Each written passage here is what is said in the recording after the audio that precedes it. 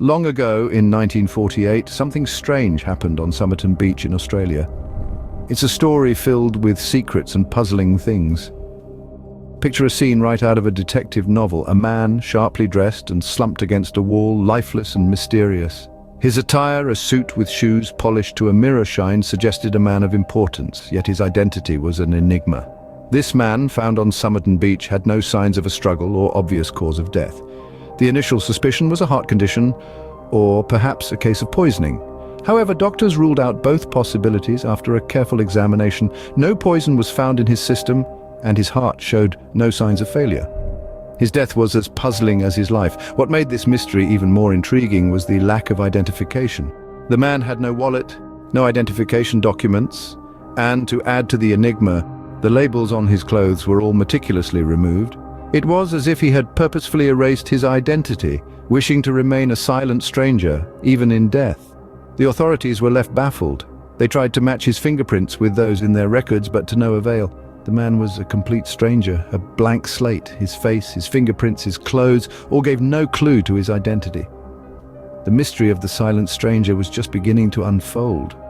The authorities were left with a body, a collection of unanswerable questions, and a silent plea from the deceased to remain unidentified. The man was an enigma wrapped in a mystery, a puzzle that refused to be solved. No wallet, no ID, and even the tags on his clothes were missing. It was as if he wanted to stay a secret, and so he remained the silent stranger of Somerton Beach, leaving behind no name, no past, but an extraordinary mystery that continues to intrigue us to this day. After 4 months, they found something strange in a hidden pocket inside his pants. It wasn't a wallet or a piece of ID, but a small slip of paper torn from a book. On the paper were the words, "Tamam shud," a phrase from Persian poetry meaning, "it has ended." This cryptic clue led investigators to a new path. The phrase was traced back to a collection of Persian poems known as the Rubaiyat, but the book from which the page was torn was nowhere to be found. It was as if it had vanished into thin air, and so the search for the Rubaiyat began. The police scoured libraries, bookshops, and personal collections, but to no avail. The book remained elusive, just like the identity of the man on the beach. In the meantime, they attempted to identify the man through his fingerprints, but the fingerprints didn't match any on record. It was another dead end. The man remained nameless, his story untold. It seemed as if he had appeared out of nowhere, leaving behind only a trail of unanswered questions. With no leads and no identity, the authorities were left with a difficult decision. They had a man, a life, a story, but no name to give him. So they decided to bury the man without knowing his name, a nameless grave for a nameless man. It was a tragic ending to a story that had only just begun, but they didn't forget him. They made a statue of his face, a testament to his existence. It stood as a silent plea for recognition, a beacon for anyone who might know him. For even in death, his story was not over. There were still clues to find, mysteries to solve. They decided to bury the man without knowing his name. They even made a statue of his face just in case someone recognized him.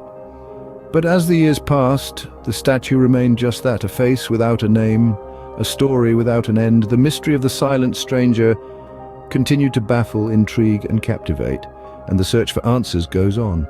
But then, 8 months later, a man walked into the police station. This man was not just any ordinary man. He carried with him a piece of evidence that would send ripples across the investigation. He held in his hands a book. Not any book, but the Rubaiyat, the very same book from which the mysterious slip of paper had been torn. This man claimed to have found the book in the back of his car, parked near Somerton Beach around the time the silent stranger was discovered. Now, you might be thinking, how did he know it was the same book? Well, upon inspection, there was a page missing, and it was the very same page that the slip of paper found in the stranger's pocket had been torn from. The plot, as they say, thickened.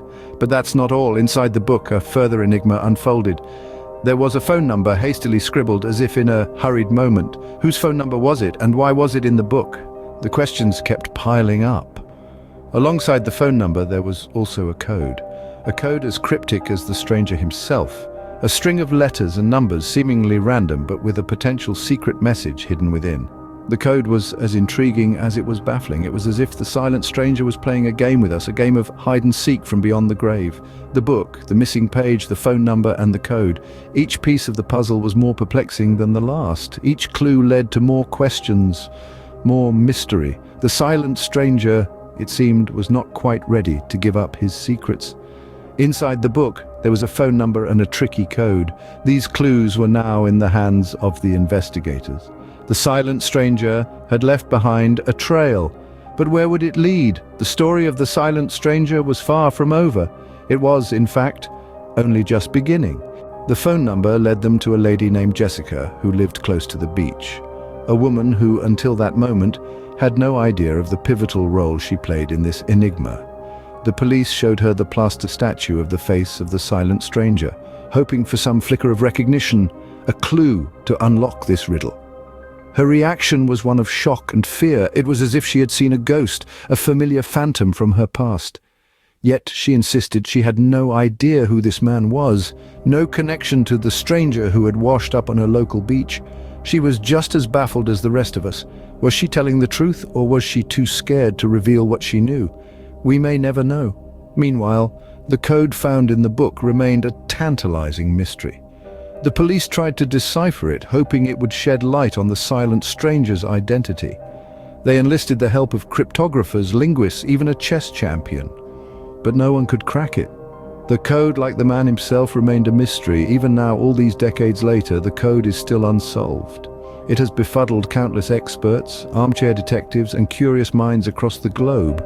Some say it's a complex cipher, a secret message from a spy. Others believe it's a poetic riddle, the last words of a man with a broken heart. And then there are those who think it's just nonsense, a random scribble from a disturbed mind. Despite all our advances in technology, all our collective wisdom, the code remains an enigma. It's a testament to the enduring mystery of the silent stranger. The code they found is still a big mystery. Nobody could solve it even now. It's a haunting reminder of the questions that remain unanswered, the secrets that the silent stranger took to his grave. And perhaps that's how it was meant to be. A mystery forever unsolved that continues to captivate us, to draw us in and keep us guessing. The story of the silent stranger is like a puzzle that nobody can put together. The pieces are all there, yet they refuse to form a coherent image. This enigma has haunted us for over 7 decades, remaining as elusive as the day it first surfaced. We found a well-dressed man on Somerton Beach with no hint of his identity. No wallet, no ID, and even the tags on his clothes were missing. The mystery deepened with the discovery of a piece of paper reading "Tamam Shud," hidden in a secret pocket, a phrase from a book called the Rubaiyat, meaning "it has ended." The Rubaiyat itself surfaced several months later, its missing page confirming its connection to our silent stranger. But it only added more layers to the riddle. With a cryptic code and a phone number hidden within its pages, the number led to Jessica, a local woman who, despite her fear, could not identify the man behind the statue. And so we are left with a myriad of unanswered questions. Who was the silent stranger? What was his connection to Jessica, the Rubaiyat, and the beach? And what is the meaning of the unsolvable code? Each answer we find only leads to more questions, more uncertainty. The silent stranger remains an enigma, an unresolved mystery that continues to captivate and confound. His story has echoed through the years, refusing to be forgotten. Yet despite our best efforts, we are no closer to solving the riddle than we were all those years ago, and so the mystery lives on, a riddle waiting to be solved. It's a testament to the enduring power of the unknown, the allure of the unsolvable. Perhaps we will never know the truth of the silent stranger, or maybe, just maybe, someday we'll uncover the secrets hidden by the silent stranger.